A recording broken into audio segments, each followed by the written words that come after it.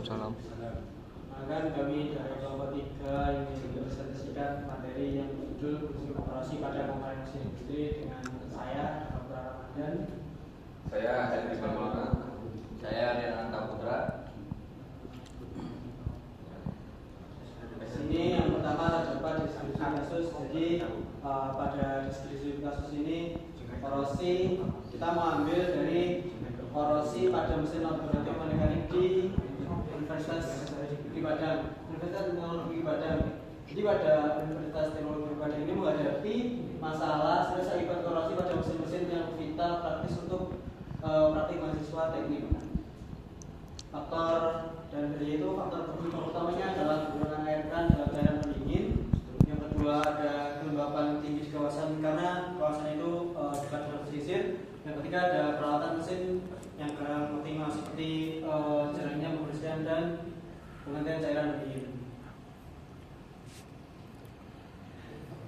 Selanjutnya dapat analisa kasus. Dalam analisa kasus ini terdapat beberapa teori. Yang pertama teori elektrokimia dalam evolusi, yakni reaksi anodik. Reaksi anodik merupakan reaksi yang terdapat lingkungan, misalnya besi kehilangan elektron dan teroksidasi. Besi berubah menjadi Fe2+ yang besi 2 dan melepaskan 2 elektron dari luar sekitarnya.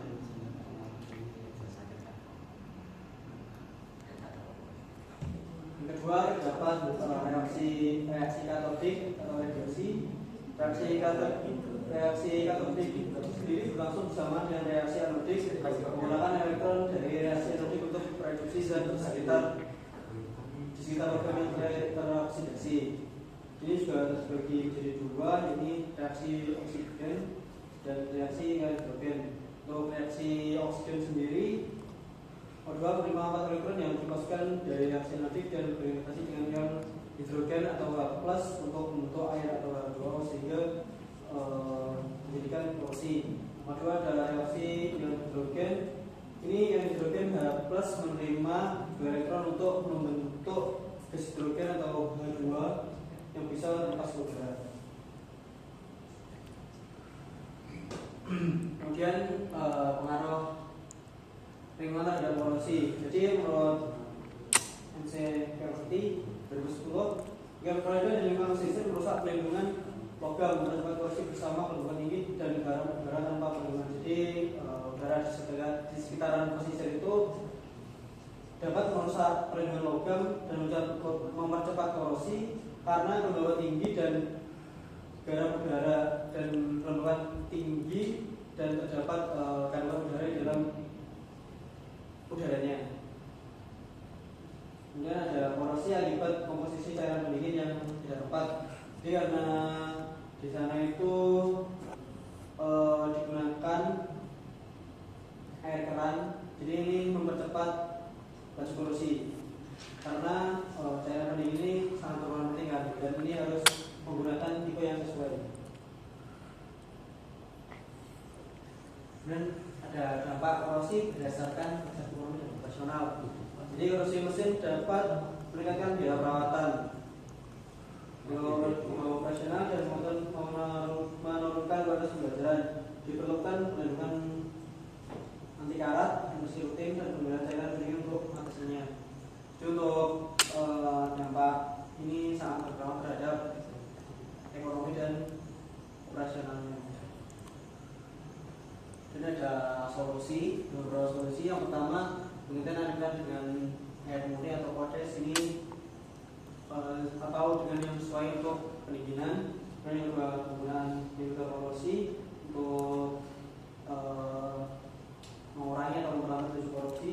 Dan dapat bisa melakukan logam seperti pengecatan ini juga dapat mengurangi korupsi. Kemudian nomor 4 ada perawatan rutin dan pengganti cairan pendingin secara berkala karena cairan pendingin ini akan bersirkulasi terus di dalam mesin. Ini harus ada perawatan rutin dan penggantian cairan. Ada perawatan yang lebih mematikan korosi ini secara detail. Ini bisa seperti ada alat yang dapat mendeteksi kalau mesin ini sudah korosi atau belum. Ada pendidikan dan penggantian teknisi ini untuk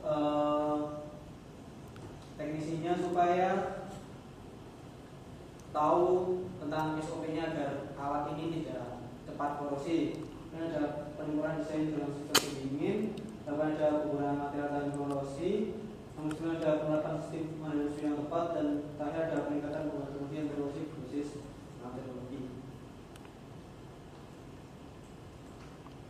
Kemudian di sini dijelaskan oleh Mas Renata P. Oke, selanjutnya yaitu korosi dan pengaruhnya terhadap performa mesin industri. Yang pertama yaitu ada teori korosi elektrokimia, di mana pada teori ini terjadi akibat reaksi antara logam dan elektrolit seperti air atau gas yang menyebabkan transfer elektron dan penurunan kualitas material di Fontana tahun 1987. Kemudian ada fatigue corrosion dan pengaruhnya terhadap kelelahan material. Di sini korosi memperburuk kelelahan material dan memicu mikroperetakan yang menjadi awal kerusakan pada siklus pembongkaran berulang. Dari Nunes et al. Tahun 2019. Selanjutnya yaitu ada pengaruh korosi terhadap ketahanan mesin pada suhu ekstrim. Pada suhu tinggi ini mempercepat kerusakan mesin karena reaksi kimia dipercepat oleh panas sehingga menghasilkan lapisan oksida yang merusak material. Selanjutnya ini ada korosi dan keausan pada mesin yang terpapar kondisi lembab dan alam. Disebutkan pada teori corrosion Weir menjelaskan bahwa korosi dan keausan saling mempercepat kerusakan komponen mesin, terutama di lingkungan lembab dan asam.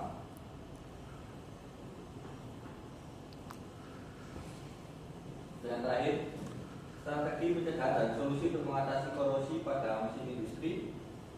Di sini bisa kita gunakan untuk mengurangi dampak korosi pada mesin, dilakukan dengan pelapisan pelindung, penggunaan material tahan korosi, dan pengendalian lingkungan.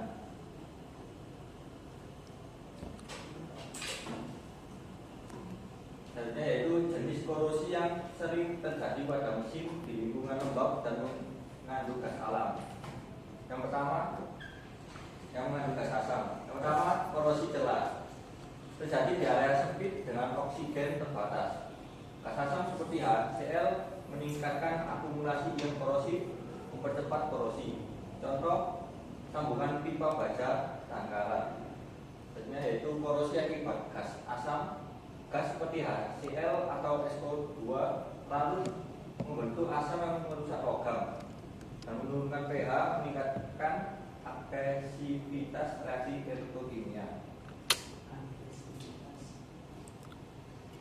Dan yaitu korosi pitting. Korosi pitting ini membentuk lubang kecil pada permukaan logam, mengakibatkan berbahaya karena sulit terdeteksi dan menyebabkan kegagalan struktural. Selanjutnya yaitu korosi galvanik. Terjadi ketika dua logam berbeda bersentuhan dalam lingkungan lembab. Logam lebih reaktif menjadi anoda dan mengalami korosi lebih cepat. Selanjutnya yaitu korosi seragam. Pada korosi ini, korosi merata di seluruh permukaan logam, lebih mudah dideteksi dibandingkan pitting, tetapi tetap mengurangi ketebalan material.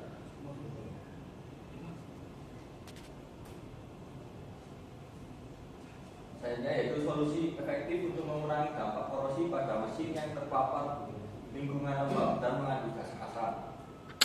Dapat yang pertama yaitu pelapisan pelindung, menggunakan cat anti korosi atau pelapis berbasis nanopartikel untuk mengurangi transfer ion korosif ke logam.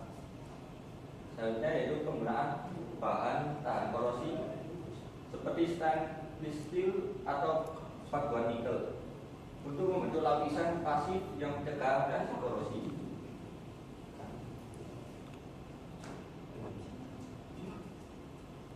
Selanjutnya yaitu pengendalian lingkungan. Sini untuk mengurangi kelembapan dengan ventilasi atau dehumidifier dengan menggunakan sistem filtrasi untuk menetralkan gas asam. Selanjutnya yaitu pemantauan dan pemeliharaan. Menggunakan teknologi sensor untuk mendeteksi korosi secara real time dengan menginspeksi rutin untuk mencegah kerusakan lebih lanjut. Jenisnya yaitu proteksi korosi aktif dengan metode cathodic protection menggunakan arus listrik untuk menghambat korosi. Baik, itu yang selanjutnya itu keterkaitan teori dengan fakta dan data dalam studi kasus. Itu yang pertama teori elektrokimia, reaksi anodik dan katodik. Keterkaitannya itu kandungan mineral dan air kan seperti kalsium dan magnesium meningkatkan konduktivitas larutan, mempercepat reaksi korosi sesuai dengan teori elektrokimia. Dan selanjutnya teori chloride induced corrosion. Keterkaitannya ion klorida dari lingkungan pesisir dan penumpukan garam, resida cairan, pendingin sesuai dengan mekanisme korosi yang dijelaskan dalam teori ini. Biasanya teori fatigue corrosion, keletihan dan korosi. Keterkaitannya kombinasi korosi dan keletihan menjelaskan kegagalan struktur pada mesin yang beroperasi dalam kondisi laboratorium dengan lingkungan korosi. Next.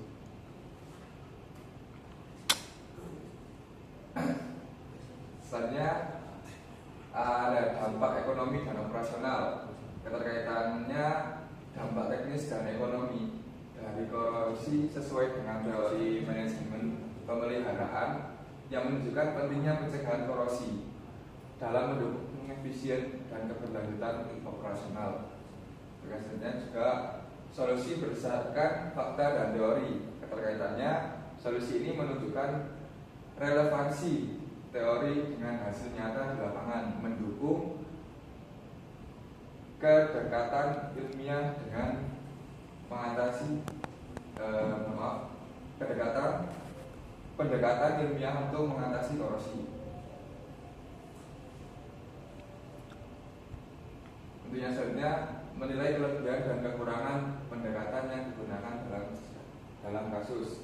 Untuk kelebihannya yang pertama ada analisis teoritis yang komprehensif. Untuk yang kedua, pemahaman hitungan yang relevan. Untuk yang ketiga, rekomendasi solusi praktis. Untuk yang keempat, penerapan pendekatan multidisiplin. Untuk yang kelima, berfokus pada dampak edukasi dan operasional. Di sini juga ada kekurangannya. Yang pertama, kurangnya penggunaan teknologi pemantauan modern. Untuk yang kedua, fokus terbatas pada pemeliharaan rutin. Yang ketiga, minimnya evaluasi ekonomi implementasi solusi. Yang keempat, keterbatasan dalam pengelolaan sumber daya manusia. Yang kelima, ketergantungan pada intervensi eksternal. Next. Sekian dari Universitas